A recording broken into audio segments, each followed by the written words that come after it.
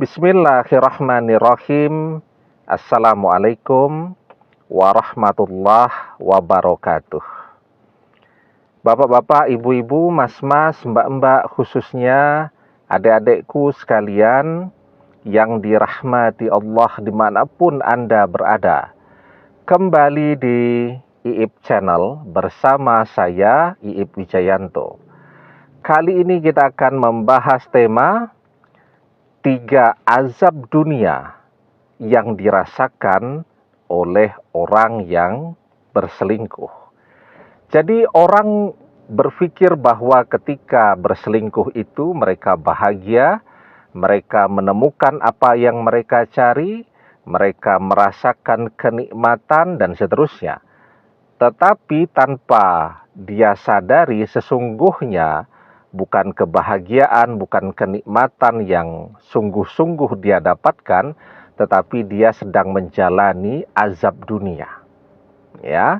Dan kalau perselingkuhan itu sampai kepada perzinahan, maka tidak cuma azab dunia, nanti juga di akhirat mereka mendapatkan neraka atau azab neraka.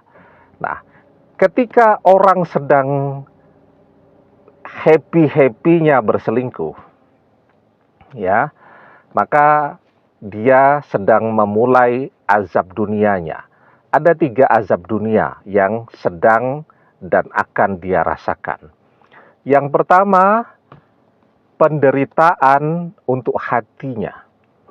Jadi sepertinya ketika ketemu dengan selingkuhannya dia bahagia, dia happy, ya.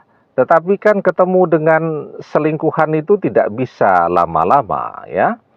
Paling ketemu 1-2 jam, setelah itu harus kembali ke pasangannya masing-masing atau kembali ke rumahnya. Nah, maka ketika berpisah itu jauh dari selingkuhan, itu orang akan diazab dengan azab kerinduan. Ya, ujung-ujungnya bertengkar kan, namanya orang lagi kangen dan rasa rindu itu tidak bisa terobati, ujung-ujungnya bertengkar, ya. Nah, belum lagi ketika orang berselingkuh, dia takut ketahuan oleh pasangannya sehingga harus sembunyi-sembunyi. Ya, harus menyembunyikan handphone atau mempassword handphone, harus selalu berdusta kepada pasangannya, ya, dan seterusnya. Nah, jadi itu membuat seseorang mengalami penderitaan hati, ya, karena terlalu banyak hal yang harus dia sembunyikan, yang harus dia simpan rapat-rapat, yang harus dia rahasiakan justru dari orang-orang yang selama ini menjadi orang-orang terdekat dalam hidupnya. Jadi kelihatannya jatuh bahagia, tetapi sesungguhnya orang yang menjalani perselingkuhan itu hatinya itu sangat menderita, ya.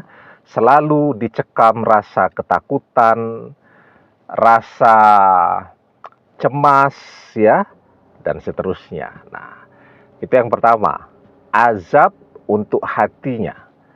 Kemudian yang kedua, azab untuk fisiknya. Coba ya bayangkan, misal ada orang berselingkuh, ya, tinggal di kota yang berbeda. Kan kalau zaman sekarang orang bisa berselingkuh dengan mudah, mencari kenalan berbeda kota karena ada media sosial kan. Kotanya beda, tidak usah jauh-jauh lah. Jarak perjalanannya misal 2 jam saja. 2 jam perjalanan nih.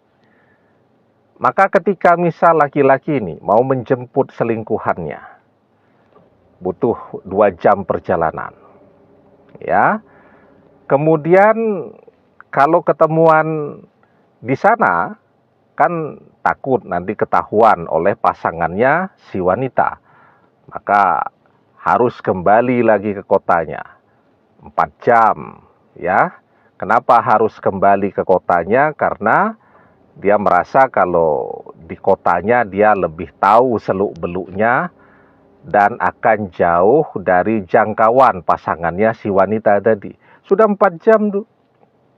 Nanti ketemu 1-2 jam, harus ngantar lagi pulang, ya. Sudah 6 jam, balik lagi ke kotanya, ke rumahnya, ya. 8 jam perjalanan bolak-balik untuk merasakan kenikmatan bertemu dengan selingkuhannya selama 1 jam tadi. Kan capeknya luar biasa tuh. Tidak saja capek batin tadi, tetapi juga orang yang menjalani perselingkuhan itu fisiknya mengalami kelelahan yang amat sangat luar biasa. Jadi azab pula untuk fisiknya. Belum lagi kalau kemudian selingkuhannya minta antar ke sana kemari dan seterusnya. Nah, itu kalau sudah menjalani yang seperti itu mungkin sampai tidak sempat istirahat itu. Ya. Misal minta diantarkan jam 6 pagi, maka jam 4 pagi dia harus sudah jalan, ya. Nah, maka azab juga untuk fisiknya. Dan yang ketiga, azab juga untuk keuangannya. Dia berpikir, ini sepertinya selingkuhannya ini banyak duit nih, enak lah, nanti semuanya ditraktir, semuanya dibayari. Tapi ternyata karena gengsi kan, awalnya enggak apa-apa, bayari dulu, neraktir dulu. Tetapi setelah dijalani, kok tidak gantian bayari, tidak gantian neraktir, dia terus yang keluar duit. Ya, sampai tanpa terasa tabungan sudah menipis, ya. Kemudian juga bekerja tidak optimal, tidak maksimal, income menurun, dan dia berpikir bahwa bersama selingkuhannya tadi akan membuat dia menjadi nyaman begitu. Semua kebutuhannya dipenuhi oleh pasangan selingkuhannya, tetapi realitanya sebaliknya. Justru duit dia yang habis, ya. Kemudian justru dia yang dimanfaatkan.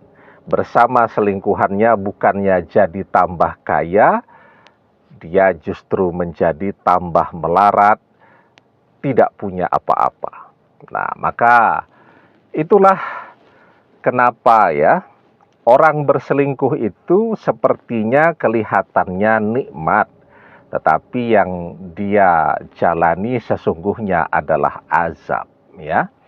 Nah, ketika orang itu jangankan berselingkuh ya, orang ingin menikah saja, yang dilihat itu harta, maka bukan harta yang dia dapatkan, justru tambah melarat. Apalagi kalau itu dalam perselingkuhan, jauh lebih melarat lagi. Ya, yang menikah saja karena mengejar harta itu bukan membuat dia menjadi tambah kaya, justru membuatnya jadi tambah melarat dan tidak punya apa-apa. Wa man tazawwajaha limaliha lam yazidhullah illa faqron. Dan barang siapa yang menikahi seseorang karena hartanya, maka Allah akan menjadikan orang itu melarat. Ya. Nah, jadi ketika orang ngejar-ngejar seseorang karena harta, bukannya jadi tambah kaya, justru jadi tidak punya apa-apa. Demikian, semoga bermanfaat. Wallahu a'lam bissawab, billahi taufik wal hidayah. Assalamualaikum warahmatullahi wabarakatuh.